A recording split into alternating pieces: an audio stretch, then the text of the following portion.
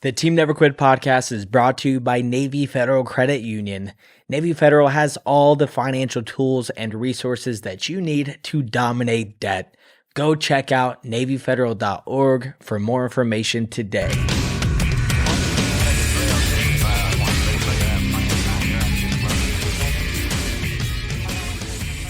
Ladies and gentlemen, welcome back to another episode of the Team Never Quit podcast. As always, thank you guys for listening and watching, and please don't forget to hit that like and subscribe button wherever you get your show. So today, before we get to our special guest, let's kick it off with our weekly Patreon question. And this week, we've got, if you could have an unlimited supply of anything except for money, what would it be? Maybe flights. That's a good Unlimited one. Flights, yeah. Favors. Travel anywhere, anytime. Yeah. Yeah. Favors would be good. Favors. Unlimited, right? Yeah. Yeah. Both of those are really good answers. That's the first one that popped into my head. Or wishes, like right? Wishes or favors. A favor, you could just be like, hey, can you give me a flight? Yeah, that's what I'm talking about. As soon as you said flight, that popped into my head. I was like, hey, I need a favor, man. I need your private airplane. And I need a nice house with a great dinner. Yeah, that favors have to be the best one. Yeah. I'm going to go with both of yours because those are just too good to beat. Yeah, I think going like courtside tickets, like anywhere on the 50-yard line, just the best game ticket you can possibly get of any game out there. I think I got checkmate with favors. Yeah. Because then we'll get your ticket. I know you kind of just tower over everybody on that, but yeah, it came to me. Courtside tickets. We've been doing this a while, Chad, so I'm always ready for the for the crazy answer. Yeah. But that's a good one, man. All right, Chad, thank you for doing this. We're going to get into it, brother. I'm interested in hearing your story because I got to tell you, man, when I heard about you, the first thing I thought of was that's cool. And then I sat and did some reflecting on it, and it seems painful to me and difficult. So I can't wait to hear about it. So let's just go ahead and get into this, man. Tell me a little bit about where'd you come from? So I'm from Long Island, New York, and I'm a skateboarder. Been skateboarding for a little over 25 years, and that's really all I've devoted my life to. Had different waves of interest and stuff, but that's basically been my main focus. So what age did you start skating, and what got you into that? It's kind of what I'm curious as to somebody with the degree that which you took this. I'm just curious as to what sparked it. Because I was a kid, I remember Alva, Tony Hawk, all those guys. That Skate or Die video game came out on Nintendo, and I mean, even the guys who didn't skateboarded. So what got you fired up? Yeah, my older brother skated. So he was 8 years older than me. He had a board. He'd like sit me on it and fly me down the driveway. And I was like a baby. So I think that planted the seed kind of early on. And then I didn't start skating till later, maybe 12 or 14. A kid in school kind of came over with a board and I just became obsessed. So is it all street or you do ramp or is it trick? What are we talking about? Yeah, sorry. In the beginning, all street. Yeah, I do it in my driveway, just like all day and night. And I was in, I think, middle school or high school at the time. I just kept doing it. Was on the basketball team, baseball team. I ended up quitting both of them and dropping out of school for skating. My gosh. What'd your parents think about that? I mean, yeah, they tried to keep me in as best as they could. But, if your mind's set on something, it's kind of hard to stop someone. Oh, yeah. Well, so the reason I'm asking because I got kids now. And I remember when you get interested in something and it takes full control of your mind, it's kind of hard to finish something that you're going into or that you're in right now, like school. I mean, if you tell kids, or what do you tell kids now if they're thinking about doing something like that? You tell them, hey, finish up school, then start skating, or do both, or just follow your dream? I mean, I think it's different for everyone.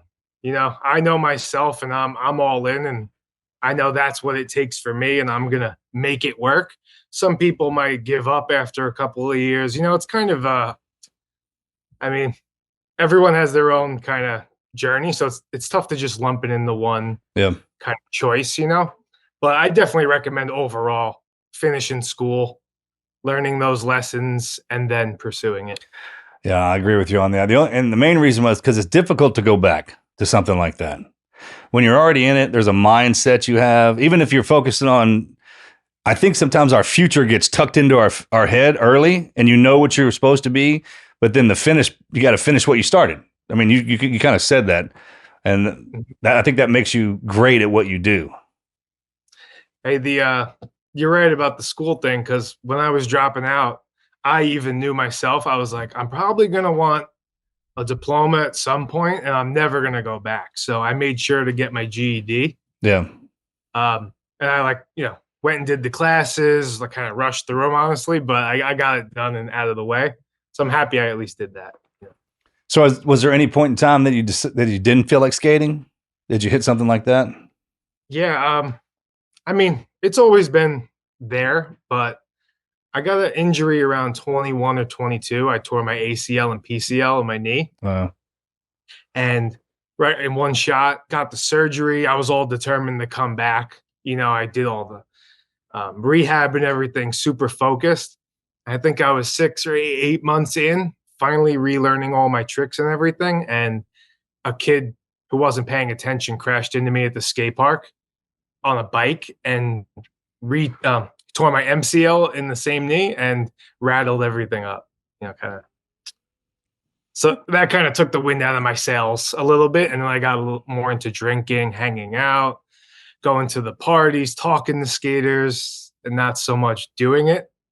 It's a lot easier to just hang out and talk about it than it is to become a pro, put in all the work, go to the contests, So did that start you down a bad path of drinking and all of that? Is that where your story kind of starts on that front?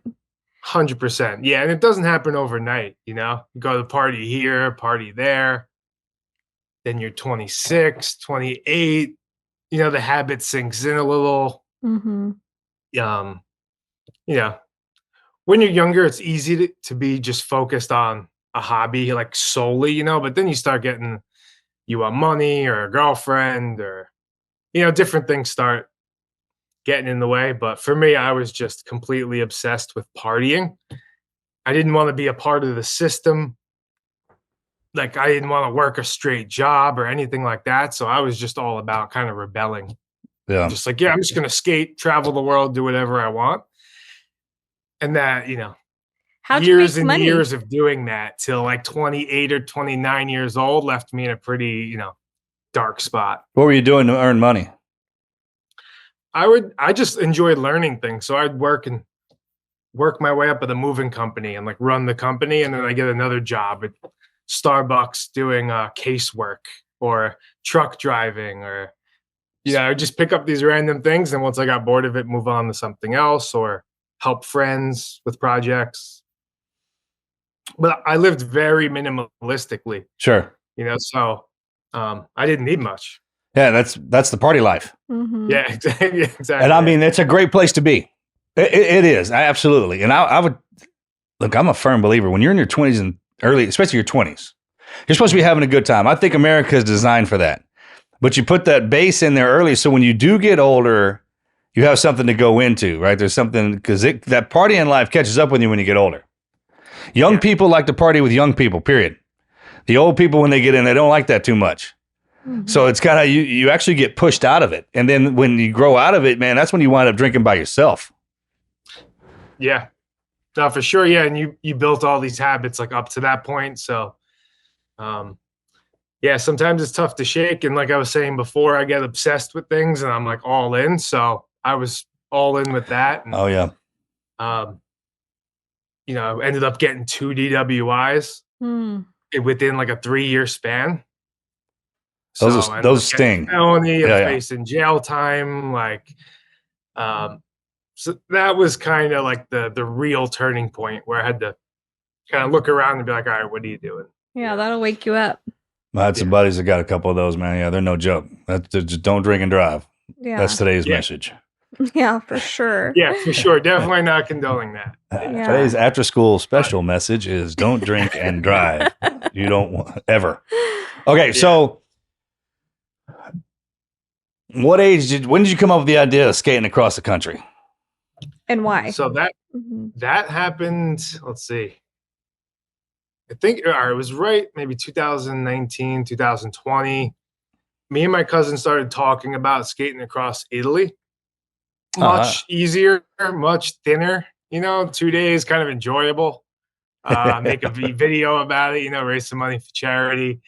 And then COVID happened, so we couldn't really fly and kind of just went on the back burner.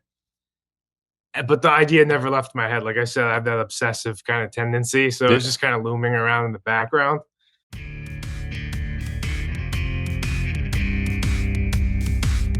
So the other day I'm in the store, walking through the body care aisle, and man, it is all the same story. Bland packaging, generic scents, and way too many things that smell like a high school locker room. Then I saw Cremo, and I instantly thought this thing looks elevated and classy, almost like it belongs in a 5-star hotel, not necessarily a gym bag.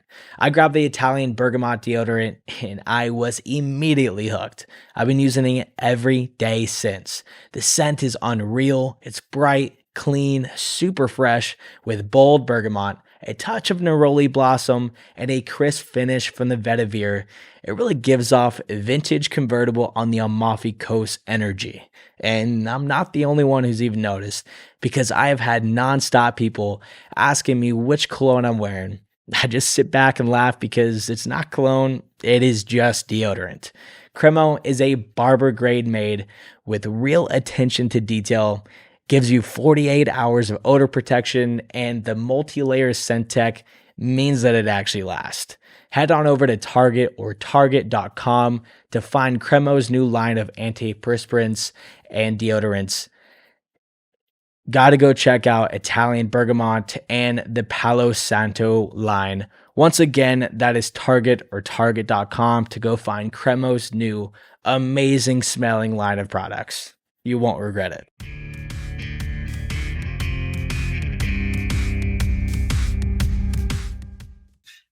And then I started researching if anyone did it across America. And I didn't really see anyone do it for the Guinness World Record, like completely clean and by themselves. And then once I saw that, I just locked in. That's because that's where it'd be.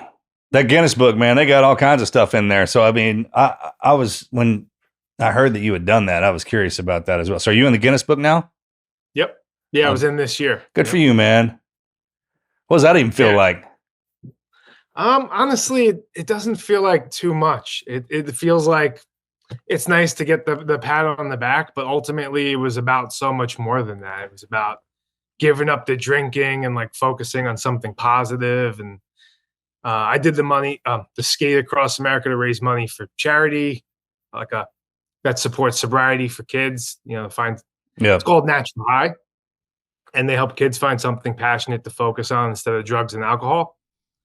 So raised $15,000 for that, which was, I was negative 10,000 from my DWI. So to come from that hole and be able to give that back and all the people it affected, that's really what it's about. Mm-hmm. The sticker from Guinness is like, all right, that's cool. All right, so let's back it up a little bit. You were at the bottom when you decided to do this, drinking and everything. When you were like, well, that was, let's see, 9 years ago. Mm-hmm. Yeah, so I did that 9 years ago. That's when I decided to get sober. I was like, all right, I need something to do. Once you quit drinking, you get all this energy, and your interests start to come back, because you're not staying out late, you're not sleeping in late. So then I was like, all right, been skateboarding for 15 years. Like, maybe I'll just keep skating. Maybe I'll start a YouTube channel and give back to skateboarding and share everything I've learned, try to do trick tips and help people get sober that are in the same spot. So I just invested all my money and all my time into YouTube.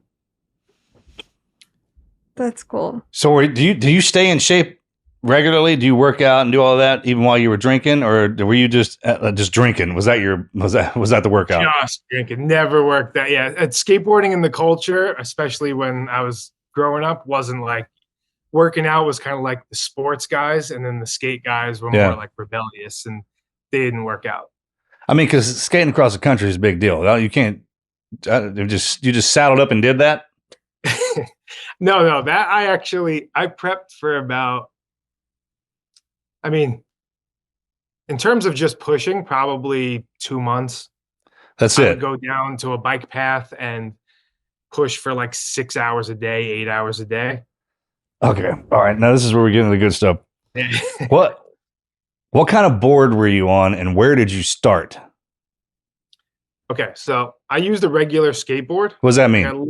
So just like it was just a blank skateboard. I spray painted it all black and just got some soft wheels on there to help with all the rough roads. So it's And not even lot like a of the name people- brand skateboard or anything. You just No got, high like, profile wheels that are designed to do anything. We're talking about something off the rack, freaking painted up with soft wheels. And was it a longboard or short? No, so most people that do long distance skates, they all do longboards. It's much easier to push. Right. You're lower to the ground. You cruise further, like much easier. Well, I guess why mine was a little bit different was because I did it on a skateboard. It's like not normally done that way. It makes it a little bit harder, but I've been skateboarding and doing tricks my whole life. So I kind of wanted to, represent the skateboarders. Okay, so where'd you wake up? What day and where was your first push off at? So I started in Venice Beach and I ended in Virginia Beach. Where in Venice Beach? Yeah. Right at the skate park, right on the water. So I went and like just dipped my board in the water real quick and say a prayer. I mean, what give me the details, bro. I got to hear this, man. This is some Forrest Gump type stuff. It was a lot.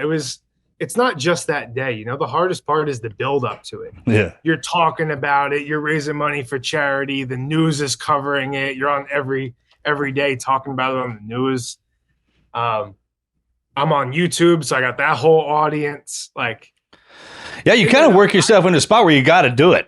That's what I mean. And sometimes that kind of helps, it like makes you like, all right, you can't back out now. You got to do it. That's a pressure. Yeah, actually, I'm a little tired today. I'll put it off. But I think the pressure helps me specifically, leading up to it was the hardest part. And there wasn't really many people to compare to. So I just didn't know that it was doable. If I could make it up some of these hills and mountains on a skateboard. But I just did as much research as I could. And, it's all fun. When you're at the start line, it's all fun. Everyone's there filming, talking. It's exciting. Then you go and push off. And then a couple of miles in, you're like, oh, I'm going to be doing this for the next 2 months. Oh my gosh. That was going to be my next question. Yeah. How far into it were you kicking when you were like, oh, okay. Like, were you even out of Venice? I think it was like an hour in, maybe the first 5-10 miles. I was like, oh, wow. Like, an idea is one thing. And then when you're putting in the time, a 10, 12-hour day is different than an idea. Right. So you're out there and I'm just on these roads like, oh, this is what it's going to be basically all day and night. Did you have a support crew? No. So I did it completely solo, just me in a backpack. What? Did awesome. You have like extra wheels? Yeah. What'd you start off with, man? I got to know, like, what were you wearing? And what kind of shoes, pants? Were you in shorts? I started off with a Camelback, just little water hose. Just a regular, Yeah. And those are pretty small. And like I said, and I think it worked on my side, I'm a bit of a minimalist. So I brought basically nothing. Some spare bearings, 2 spare outfits, couple pairs of socks, deodorant, toothbrush, and that was it. My gosh. And then I ended up actually, as the trip went on, I realized I didn't even want that weight of the extra outfit. So I threw away one outfit. Right. So it was the one I had on. And then I get to the hotel, shower, and like wash the one in like the hotel laundry and then just switch every single day. So did you already have that plotted out, or it was like, hey, I got tired? And how long would you go? Did you set your pace at the beginning of the race, and did it change while you were in it? Okay, so first, what was the first question of that? Your pace count. Did you like, hey, I'm going to do this many hours a day, and then when you got into it and it came real, then you were like, oh, okay, I need to do this. So I practiced a little bit beforehand to get a feel of what I could do. But I was doing it on a flat bike path. So, it's kind of hard to gauge. When you're out there, I'm literally pushing up an entire mountain. Yeah. It's kind of hard to simulate, But my goal was I'm going to do it in 2 months. So that's 60 days, roughly 3,000 miles. So 50 miles a day was my goal. My gosh. That would get me there in time. So that was like my rule, my obsessive mindset. I was like, all right, I'm doing 50 no matter what. So even if there was the gnarliest hill, I'd push and just make that happen. So I hit that every single day, no breaks, 2 months straight. So you never came off the board to walk up the hill, right? If I did, it was because there was no shoulder and there was Mack trucks flying by me and I had to literally get off the board and then restart. Yeah. I mean, that had to happen constantly. Yeah. But for Guinness, they want you to push and record every single mile. So Right. I pushed every inch. I didn't skitch. I didn't walk. Nothing. So how long did you have one deck the whole time it lasted? Yeah. So I used one board, but I didn't change the wheels or the bearings or anything. Ever. At all. Man, That's crazy. That's a sponsorship thing right there, bro. Yeah, it kind of started off as a joke, and people were like commenting and begging me to change it. And I just thought it was funny, so I just left it on. And then after a certain point, it was like I was getting too close to the finish where I was like, no, I think I could make this whole board across the country. And who else is going to get to try this? I'm like, let me see if I can make one board, make it across the whole country. Yeah. And by, couple weeks away from the finish, the wheels started to look like cheese. The pieces were falling off. And I'm bombing the Appalachian Mountains and all the viewers are like losing their mind. Like, you're going to fall and ruin this whole thing, and I'm just kind of laughing. Did you ever fall and get hurt on that trip? Couple of times, but nothing too crazy.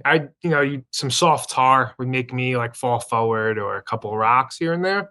But ultimately I never had like a really bad slam, luckily. So did you have anybody skate with you? Were they allowed to do that? Yeah. Yeah. So as the trip went on, it was a very solitary experience. You're out there. I'm in the wilderness for 120 miles at some points, completely solo. But by day 7, 8, some people would meet up and they would like bring me lunch out on the side of the road, kind of hang out. Some people would skate. And as it went on, it built and built. And then towards the end, people were coming out and skating like 5 miles with me, and it was fun. That really is some Forrest Gump. That's some Forrest Gump. That's why I was like, man, dude. All right. So where was your hardest push? Like when was your breaking moment when you broke through the old Chad and you got into the new one? There was a couple that stick out. One was, I think it was a couple of days in or a week in. I was getting shin splints like pretty bad. And I couldn't make it to a hotel. I'm at like mile 60 or 70. And that's more than I had been doing. And I'm just like, there's no hotel. I got to keep going.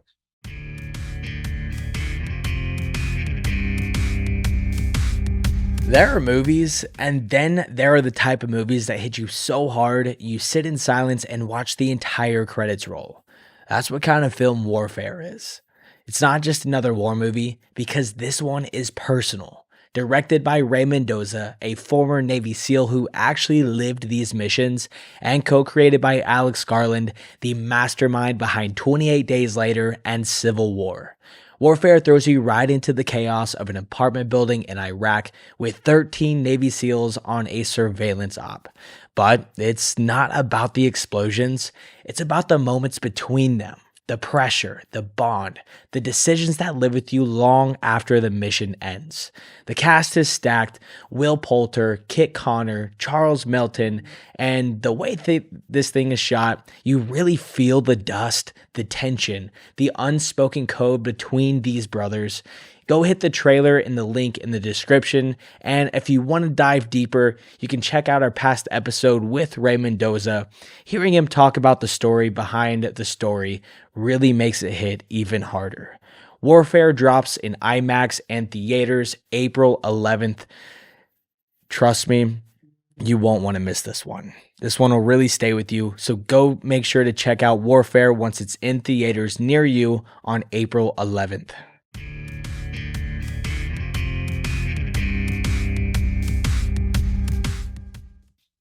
And the shin splints were so bad, and then at one moment they just completely disappeared.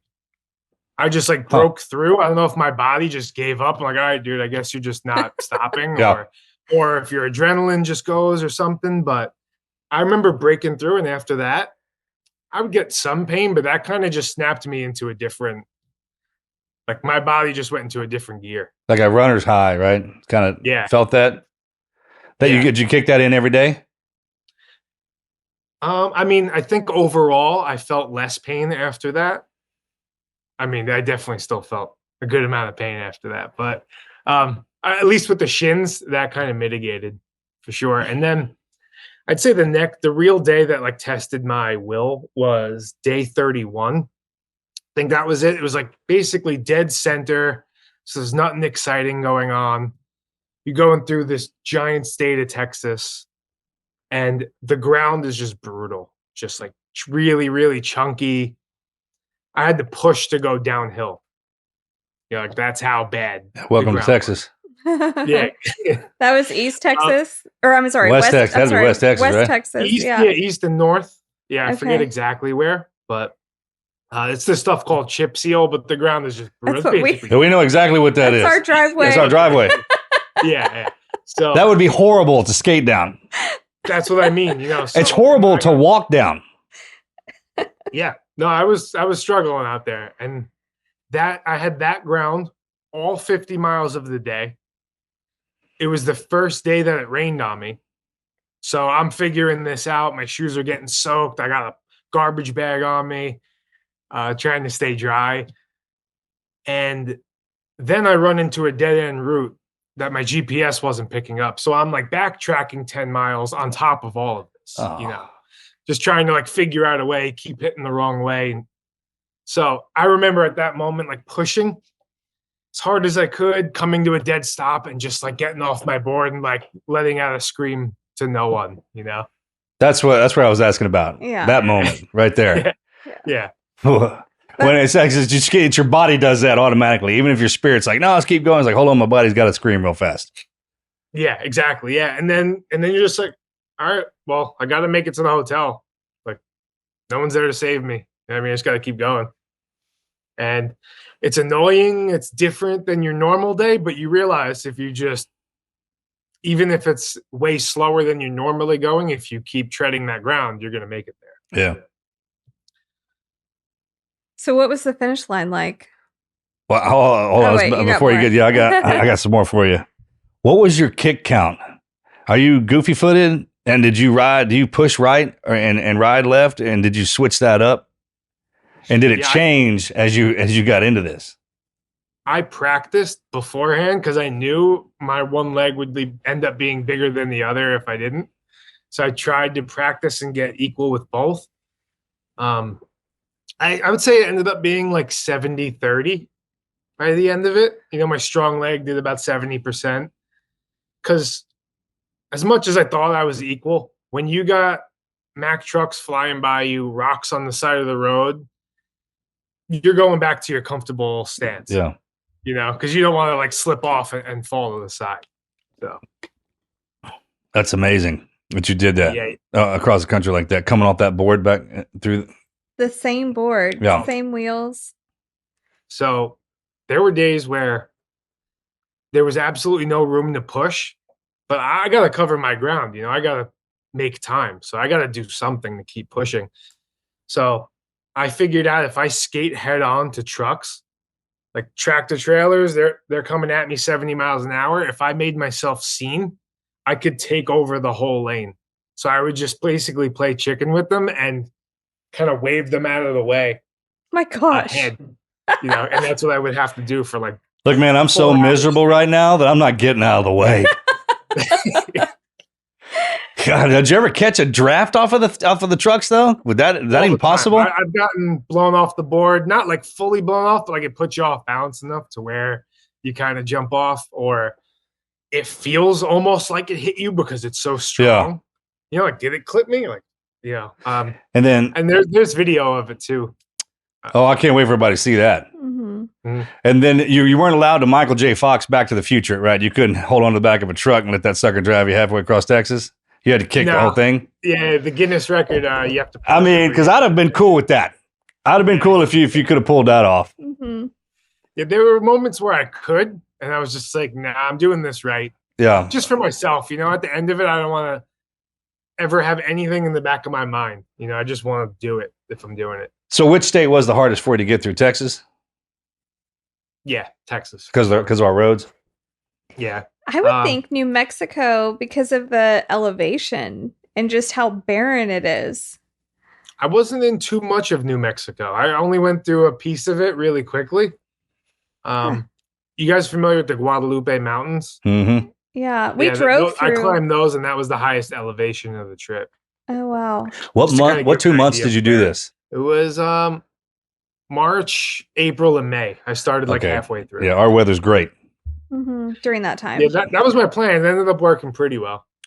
Yeah, that's smart to do that. What was the easiest one to get through?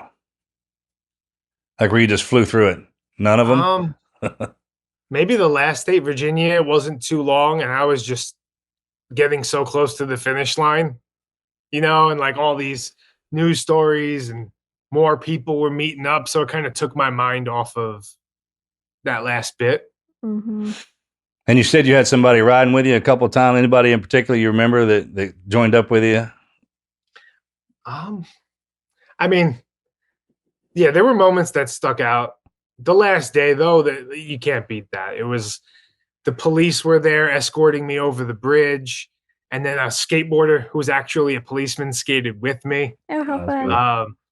We had all of Virginia Beach, basically all the skateboarders there. They came out and skated the last maybe 5 miles with me. So it was hard to count because I was skating, but there was, I think, 30 to 50 people skating with me. And my wife was asking, like, should I come down for the finish? I'm like, nah, there's going to be like 2-3 people there. Like, it's not worth it. Turns out there was hundreds of people lined up at the finish. Sure. The mayor was there. I was like, couldn't believe it. So your body kind of, that adrenaline kicks in on that last part, man. You're not feeling nothing but just kind of flying, right? Nothing. Yeah, the mayor put his hand up for a high five. I skated right past him, didn't even notice. Dove straight into the ocean and didn't feel it. Probably was cold. I don't know. That was going to be my next question, man. When you came across the line, where you went straight to the water? Yeah. At first I just walked to the beach and I'm walking, and then all these people are behind me. I'm like, I should probably run. And I just started sprinting and then front flipped into the water. That's fun. And then all the newscasters kind of bombarded me at the water, and they got close to ask me all the questions. And you see all the footage of their feet just getting soaked because the waves washing up. That's good, man. Everyone's just standing there kind of wet with me. Well, that's a good image. Yeah. Yeah, that's a great accomplishment. Tell me what's the most valuable lesson you pulled out of that? I mean, if you keep pushing, you're going to get there. That's kind of the most basic one. But on top of that, I'd say when you're out there alone for so many hours, all the noise of society and people's opinions and all that stuff kind of fades away. You're just kind of left to yourself, and you realize how simple life is underneath it.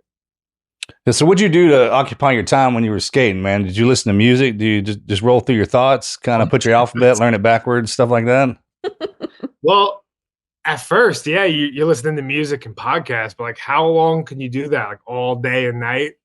It's how much content can you really listen to?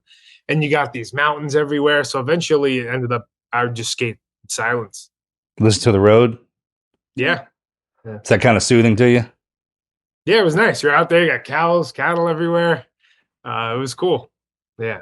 But then sometimes, you got a giant hill. You got to throw on some Metallica or something like that to give you a little bit of a boost to get up it, I was going to say, man, I mean, it's nice to be out there in nature and have that kind of noise that calms you down. But then the music that we have access to, Like in our program, we audio program. So there's certain gym music. You don't listen to it when you're in the gym. You don't listen to it when you're driving your car because it ignites something inside of you. 100%. But then on the other side of that, I like to, at certain points, just sit with my thoughts, because instead of drowning them out, sometimes when you're pushing yourself, you're in that mode, you can learn a lot about yourself or things you suppress, or, you kind of leave that space open to learn. Did you drop a lot of weight? I think like 20 pounds. Dang. But I probably would have been more, but I'm all by myself. There's no crew. Some nights there's just like a Super 8 in McDonald's, so I'm just slamming Big Macs at the end of the day. Yeah. I think I needed sugar too. So the first thing I would get every night was like a giant, large Coke, ice cold Coke. For some reason that hit the spot every night. Yeah, those are good actually. It's Real so cold. When it's real cold, that's the best. Exactly. Yeah. What was your night routine? Did you ice up afterwards? Elevate your legs? I tried, but I mean, I'm pushing for 10 and 12 hours a day. Then I was daily uploading to YouTube so people could follow along with me. So I was making a vlog, 10, 15 minutes long every day. So I had to edit that for like 3 hours in the hotel. After you skated? Yeah, every single day, and upload it and thumbnail, all that stuff. So I didn't really have you always have time, but like it was tough to be like, all right, I'm going to go get the ice. I'm going to go do some stretching. I just wanted to relax at that point. Looking back, probably should have stretched a little more, because plantar fasciitis and Achilles tendonitis, all that stuff definitely hurt. I'd say I iced like maybe once every 3 days. How old are you when you did that? 36, My 37. gosh. Yeah, bro.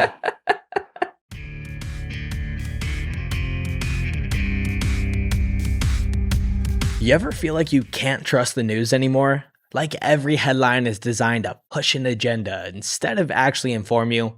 Well, that's because most of it is, and it's getting harder than ever to know what's actually true. That's exactly why I use Ground News. It's a site and app that lets you compare how different news outlets across the political spectrum are covering the same story, left, right, and everything in between. You also get bias ratings, reliability sources, and even ownership info, so you get to decide what to trust.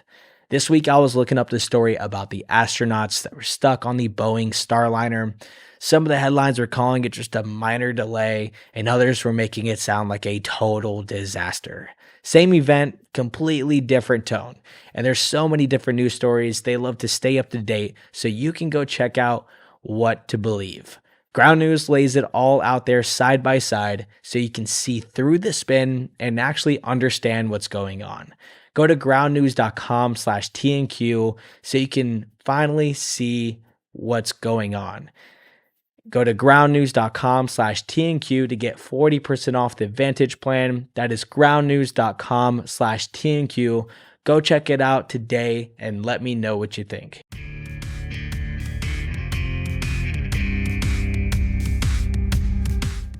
What was your total time of skating? 56 days, 6 hours, 56 minutes. You gonna do that again? Maybe. We'll see. Next Someone up beats it, is maybe. Italy. Skate across the world? I would go Italy and then just start going through all the other countries. No, I gotta, for my feet's sake, I think one and done for me. I did what I wanted to do. That's true. Well, you definitely set the standard, man. Is anybody trying to come in? You been hearing any rumors about anybody coming in trying to take your mantle? Yeah. What was it? Well, a bunch of people have been doing it in other countries and states and doing it for charity also. So that's been cool to see. Someone did it. A younger kid, 2 kids tried to do it together, which I thought they would easily beat me. I'm like, oh, they got like 15 years on me or something. I think they took like 75 days. Oh, but they got it done though. Yeah. Same route? No, I think they went a different route. But yeah, it's cool. It's cool to see like, people doing it and for good causes. Oh man, well once you bring something up and set a standard for it, man, that's kind of a competition, especially in this country, man, or with any sport. It's like, hey man, we got to try and top that. Yeah. Are you real involved with the charity that you raise money for? They made a program about like my skate for the teachers to use in schools. But I'm not like physically, too hands-on with them or anything like that. Yeah. When I was doing this trip, I was like, this is a perfect thing to raise money for something meaningful. What is that? And for me, quitting drinking and focusing on my hobby, that turned my life around. So I wanted to give back to what helped me. So is that if you had to pass that on to somebody to help them get rid of drinking, it's like you got to backfill it with something, right? Yeah, find the thing, whatever you're the most interested in, what gets you excited, just pursue that. Just pursue that and use your time that you were using going out late or staying and try to, just channel it to that. Because if you kind of leave it open, it's very easy to fall back into the same patterns. Sure. So especially if you can do it while you're drinking. Yeah, exactly. That's the worst thing about the drinking problem or the situation. It's, it's a problem. It's not a problem as it is for some people, but they just get into it too much, man. But if you can do it while you're doing things. For sure. And it alleviates pain. 100%. Yeah, and it makes things, honestly, sometimes more fun. It makes it fun. It makes doing nothing fun. Yeah. That's the kick. It's like, even when you're not doing anything, you're like, oh, I'm bored, man. I was like, well, if you're drinking, you're not going to be bored, even if you're doing the same thing. What I found for me personally, on the other side of that spike is a downside spike. Yeah. So now I've learned I kind of like, it's this slow kind of even keel growth that just is almost exponential. My life just keeps getting better, keep helping people, so it's a small sacrifice. Once I zoom out, it's just like, yeah, I do that every time, Yeah. I forgot how much energy you have. Like how much fun it is all the energy that you have when you don't have alcohol in your system, and the strength that you have, the clarity of mind makes everything opens up. You lose sight of that once you drink too much. Yeah, 100%. So another question: you still have your board? I don't. No, actually, yeah. After I finished, Tony Hawk had me on his podcast. Yeah, and he kept asking about the board, and I thought he was kidding at first, but he asked again, and I was like, "Yeah, of course." So you're Tony Hawk, of course. Well, I mean, look, you got my full blessing on that one, man. If the Hawk's got it hanging up somewhere, I'm a big fan of that guy. I followed him my whole life. It's amazing he's still doing his thing, man. I hope that sucker lives forever. He's an inspiration. He actually, I think it was a couple of years ago, he broke his femur and he came back and he's still skating hard, and he's a role model for everyone. Truly is. For people who aren't skaters. Yeah. It's kind of like with Michael. Like we grew up, we had some great influencers. Some people to look up to. With Jordan, I mean, people who don't even play basketball wore his shoes. With Hawk, man, even if you didn't skate, everyone knew who he was. And he took that whole and did the movies and did all that stuff like that, man. And now he's doing medicine commercials on TV. I saw that. And I take that stuff even if I don't need it. Yeah. Right? Just because Tony said to. Yeah. I mean, it works for him, man. But yeah, meeting him, he's like exactly how he comes off in every video. He's super nice. And yeah, I'm honored that the board's hanging in his personal collection. That's cool, man. All right, well, what are you gonna do now? Now I came out with a book and a documentary. I'm currently pitching to streaming services, so just touring that around. In May, I'm going to be driving all around the U.S. and premiering it. Well, tell us about it so we can launch it here. Yeah. Yeah, I actually haven't even announced it yet, but I'm going to be. You just did. Starting. I'm going to be starting in San Francisco, going to San Diego, and then driving across through Colorado, St. Louis, Nashville, all that stuff. And then ending in Virginia Beach, where there's a big skate festival. And that's going to be like the grand finale premiere of the documentary. Nice. What's it called? It's called Across America. Across America. And the name of the book? Pushing Through America. I like That's it. good. I like that one. You can get it on Amazon or Yeah, it's on Amazon. It's on my website, chadcaruso.com. Tony Hawk wrote the foreword for it. awesome. Oh, good for Down you. there. All right, so people can Yeah. follow you on social media, your YouTube channel, anything that's streaming. What are they looking for? Yep. Main channels I use are YouTube and Instagram, and both are just Chad Caruso. Nice. I need some wisdom from you too, man, and for the kids when they're coming up. If you could drop just that something that you've learned over your life from the start till now, if you wouldn't mind passing that to me, if you got it. Yeah, I'd say do what you love to do more than anything, and stay focused at it. Do it with a clear mind, and give yourself the best chance to succeed at it by being clear. So don't just cloud your mind with negative things or drugs and alcohol. And if you can, try to give back to people in the process of doing that and help others. Yeah, those are good. That's what life's about. Yeah, that last one it comes on later, but it's so important. Yeah, definitely comes later for sure. But I've found, that's been the most rewarding part of life for sure, is all the lessons I've done or tutorials or videos about drinking and sharing everything I've learned. That's where all the meaning comes from, So if you can incorporate that into what you do, you'll be happy. Sure. Mhm. When you see somebody's face that learns something from you, it's a completely different feeling altogether. Mhm. Or when you hear that somebody became sober or changed their life because of your story. Yeah, it's unbelievable when you hear that. Yeah. If I can help in any way, just make this life a little bit better, then that's a win, That's awesome. Well, good for you, man. Chad, thanks for coming on and doing this, brother. Thanks for talking to us. I can't wait to see the video. And when you're driving back through Texas, man, if you'd like to stop into Valhalla, we'd love to have you. Yeah. We're just north of I Houston. appreciate it. If I ever get out of appreciate Tony you guys Hawk's doing place, too. I'm going to try and steal that board and bring it out here and stay hanging on my wall in my podcast studio. We have a friend in Virginia Beach that is a retired Navy SEAL that he makes skateboards. He makes skateboards. Really? Yeah. Yeah. DJ Shipley. Yep. And Cole Interesting. No, look Fackler. 'em up. Yeah. Absolutely, man. We got a couple guys that are into that. So And Berserker built. yeah, Berserker. So when you get out to Virginia Beach, man, maybe we'll all rally up, Yeah. meet up with you. Hey, come through. June, May 31st? Awesome. Hold on. Big festival right on the water. Come through. All right. It's called Jackalope Fest. Okay. I like it. Thank you. Yep. God bless you, man. This is the Team Never Quit podcast. So buckle up, Buttercup.